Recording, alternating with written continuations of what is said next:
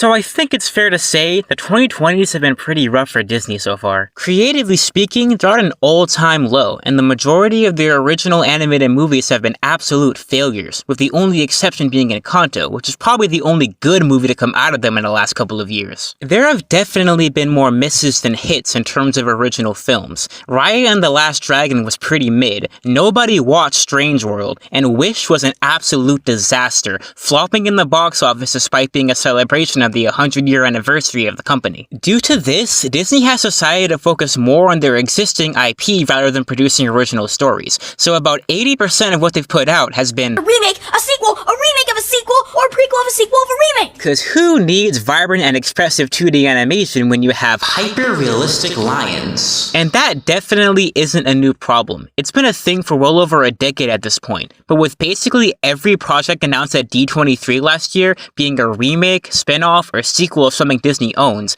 it's clear this won't be stopping anytime soon, if ever. I made a video last year that went more into detail about that, so give that a look if you're interested. Anyway, it doesn't just apply to Disney themselves, it also applies to all the other companies they own, which in the year 2025 is a lot. You know, some might say too many. Disney has become more of a monopoly than they've ever been, and they're constantly spewing out unfinished slop from their multitude of franchises. If you count everything they own, you know, Marvel, Star Wars, Disney Animation, Pixar, etc., they put out an average of like 20 projects a year, which in all accounts is doing way too much. They've become a company that puts quantity over quality, which is really disappointing. But if I'm being honest though, I don't care that much about Disney as a company. Sure, there are a few movies from their animation studio that I love, like Lilo and Stitch, The Great Mouse Detective, Wreck-It Ralph, and Mulan, but overall, I don't really have that much attachment to Disney, and the same goes for Marvel and Lucasfilm. But there's one exception that I absolutely do care about. ESPN, let's go! Nah, it's Pixar. You knew it was Pixar.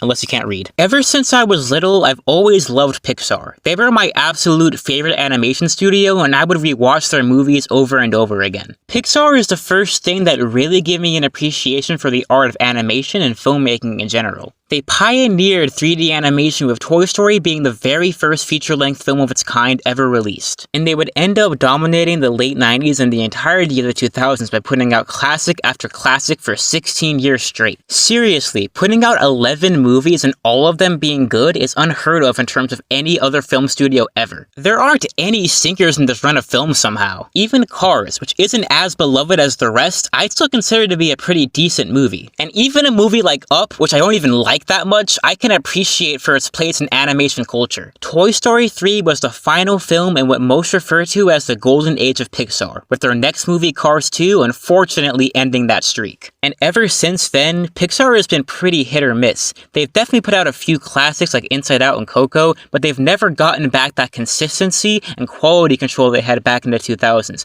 and that greatly affected their reputation. But who's to blame for this?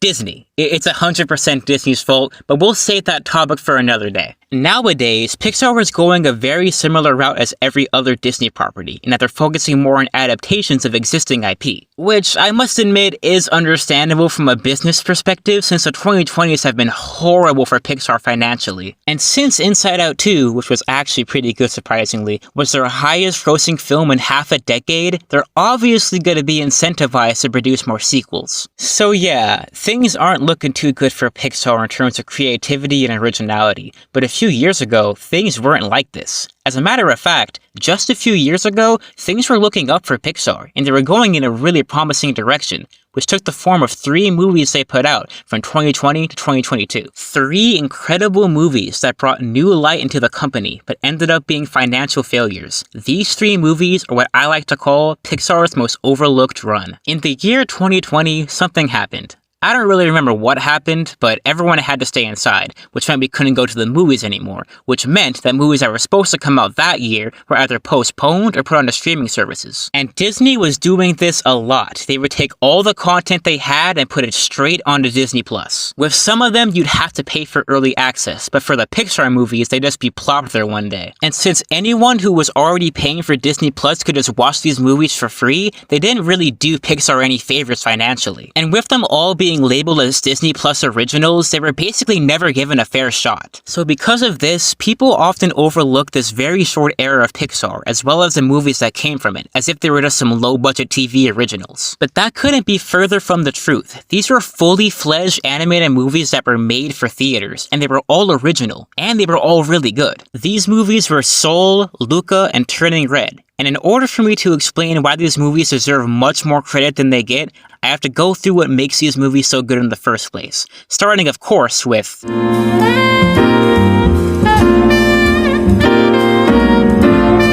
Soul was released on Christmas Day 2020, and it's one of the 2 movies in this run that I heavily relate to. I mean, the main character is a black piano player who loves jazz. I'm a black piano player who loves jazz. This movie was basically made for me! No, but if I'm being real, even besides all the piano stuff, this movie hit hard upon first watch, and 4 years later it still does. In retrospect, this movie kind of changed the way I view life, and although it isn't my favorite out of the 3, it's definitely the one I resonated with the most emotionally, and it's the one I consider to be the objective best. It's criminal how underrated this movie is. It reaches Ratatouille levels of maturity due to how deeply meaningful it is. This is seriously some top tier stuff from Pixar. This film should be known as one of Pixar's big greats, but unfortunately it isn't. It was doomed from the start by being thrown right onto Disney Plus instead of getting the theatrical release it deserved. And what makes it even worse is that the same exact year, right before the pandemic, Onward got a theatrical release, and Onward sucks! I could go into detail about my hatred towards the movie Onward, but I'm not going to because we're supposed to be talking about Soul. I love the way the afterlife is portrayed in this film, as well as the great before. It's a really interesting concept, and it's different from any other depiction I've ever seen. Also, Joe Gardner along with 22 have a great and incredibly unique rapport throughout the film, and are probably the most underrated duo in Pixar history. They both play a huge part in the individual journeys that they both take, and the lessons they learn by the end. I also like the juxtaposition of the realistic textures and environments mixed with the slightly more cartoony and stylized characters. It feels kind of similar to what they were trying to do in The Good Dinosaur, but unlike The Good Dinosaur, this movie isn't garbage. And speaking of the animation, I absolutely love how the piano playing is actually accurate, as well as the other instruments played in the film. Most animated movies don't do that, so that's really appreciated. As a matter of fact, the only other example I can think of is the guitar playing in Coco. All the jazz in this film is absolutely gorgeous, and in general the soundtrack is impeccable. And the art direction is amazing as well. This is a beautiful looking movie. And the way it's structured feels super different from most other Pixar movies, and it really does stand with the films that don't really feel like they're targeted towards children as much. There are a couple particular scenes that really had an impact on me that I want to touch on. Firstly, both scenes where Joe is in the zone while playing piano are strikingly accurate to how it really feels to be completely consumed by the music you're playing, with the second scene hitting even harder as it's Joe realizing that his life had meaning well before he achieved his dream of playing in a quartet. Those parts are definitely highlights in the film for me, as well as the barbershop scene, which is pretty simple, but it's the most authentic depiction of a black barbershop I've ever seen in an animated movie, so for that it's always been one of my favorites. Another scene that really hits is even more simplistic, but it's incredibly effective. It's the scene where 22 is just taking in their surroundings and noticing seemingly insignificant things, like the fresh air and the leaves falling from the trees, and finally understanding the joy of being alive. I seriously mean it when I say this movie changed the way I view life, and I owe it a lot for that. The message of not having to achieve amazing things to have a fulfilling life and finding purpose in the smaller, more simplistic things is a well-portrayed and important message. It's all just so well done, and I consider Soul to be an absolute masterpiece. Luca was released in the summer of 2021, and damn is it a perfect summer movie. This movie may not be as deep or introspective as Soul, but honestly, it doesn't really need to be. It shines in its wholesomeness and simplicity. We once again get another fantastic duo in the form of Luca and Alberto, and I'm just gonna go out and say it, yes, this movie is gay as hell. Don't believe me? Well look, this is art from the director himself. Gay ass movie. In all seriousness, the sea monster thing is for sure supposed to be a metaphor. They're relatively subtle about it so it isn't too on the nose, but there's no denying that it's definitely there. And you know, I'm something of a sea monster myself, so once again, this movie really resonated with me. Even besides all that gay stuff, Even besides all that stuff, I just love the dynamic between these two. It progresses so naturally, the dialogue feels super authentic. The writers of this movie clearly knew how to write realistic kids, because upon first watch, this movie really did evoke the feeling of being a kid and meeting someone during summer vacation, and it's expertly done. Once again, the animation is absolutely lovely. It's a very different style for Pixar, which I've seen some people have a problem with because people are afraid of change for some reason. But I don't know, I feel like the style and the character designs perfectly fit the vibe of this movie and the story that it's telling. As I said before, the main duo is great, and something specific I appreciate about them is that their friendship doesn't feel forced like some other kids' movies. These two fish fellas are great, but Julia is definitely my favorite character, and once again is written very authentically. Oh yeah, and Urkele makes for a great antagonist, and before you tell me in the comments, I know I said it wrong. I don't speak Italian, okay? Leave me alone. Anyway, Urkele makes for a great antagonist, not because he's threatening, but because he's pathetic, and the funniest part of the movie. He honestly reminds me a lot of Chef Skinner, but a kid, and obviously not as good of a character. But he works well for the part he plays in the story. The soundtrack is great as well, especially the end credit song, which is an absolute jam. And the film does have that classic plot of, oh, we need to win this contest so we can buy something we want, but despite its slightly derivative nature, there's more than enough uniqueness in the story to make it stand out from other films. Although the majority of the movie is relatively lighthearted, the betrayal scene is definitely effective. It doesn't feel like the usual cliche breakup scene that basically every movie has. It's actually super impactful and pretty heavy. In general, Luca has so much to love about it and deserves a lot more credit than it's given. And I can't even lie, I was a blubbering mess by the end of this rewatch. I did not think it would make me cry, but it did.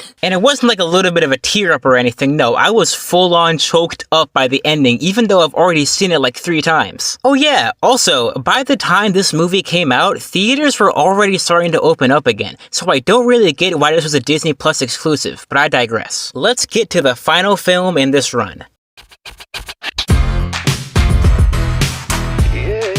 So like, why do people dislike this movie so much? Out of these 3 films, Turning Red is the one I've seen the most outwardly negative opinions about, and I never really got why. The 2 main complaints I've heard are the mention of periods and some parts of the movie being cringe, and both of those grievances are dumb as hell, not gonna lie. First of all, periods are not an inherently inappropriate thing, they're a natural part of life that honestly everyone should know about regardless of gender. And secondly, I don't know if you remember what it was like to be in middle school, but as someone who does remember, it was very, very cringe, and this movie portrays that very well. Honestly, this is probably the most realistic depiction of middle school I've ever seen in an animated film, and it's really refreshing if they don't shy away from the fact that yes, it is insanely awkward. And overall, Turning Red is my favorite movie of this run. Is it the best? No, that's definitely Soul, as I said before, but it's still probably the one I enjoyed the most. Now, some of that might be owed to the fact that I love red pandas, but even besides that, it's just a really fun and breezy movie. And for lack of a better term, this movie is a vibe. It's just a really vibey movie, if that makes sense. And I may not relate to this one for obvious reasons, but there's just something so damn charming about it, man. Plus, I feel like you don't have to resonate with a movie to enjoy it. The animation is spectacular. I love how stylized it is, especially during some of the more colorful scenes. The climax is goofy in the best way possible, the characters are super well written and genuinely feel like real people. It even has a Murdoch Nichols cameo. And we need to talk about the goddamn soundtrack. The score is full of these really upbeat sounding city pop songs, but the real MVPs are the Four Town songs. They perfectly capture the sound of those cheesy early 2000s boy bands, and they're unironically fire. They were actually written by Billie Eilish and Ferb, and I can definitely see them becoming huge hits if they're actually out during the time this movie takes place. Maylin's mom, who is kind of the antagonist and kind of not, is a very well developed character, and more importantly, she continues the trend of hot Pixar moms. The only part that's a bit odd is the mom never mentioning the red panda thing to May beforehand. That seems like a conversation they probably should have had at some point, but what do I know? I'm not a mother. Or am I? The way the conflict is resolved is super emotionally resonant, and the way it tackles generational trauma and embracing who you are is very well done. I've loved Turning Red since it came out, and 3 years later I still do. It's an underrated and overhated gem. But unfortunately, a few months after this, Pixar would end their winning streak by dropping the worst movie they have ever made, Lightyear. I really hope Pixar can get back on track, but it doesn't seem like they're going to. I mean, they just announced a whole bunch of sequels, including Coco 2. What the hell is Coco 2 even gonna be about? It really is a shame though, because they were going in such a promising direction. You should watch these 3 movies immediately. Matter of fact, while you're at it, watch that new show, Win or Lose. It's fantastic as well. Anyway, that's enough out of me. Goodbye.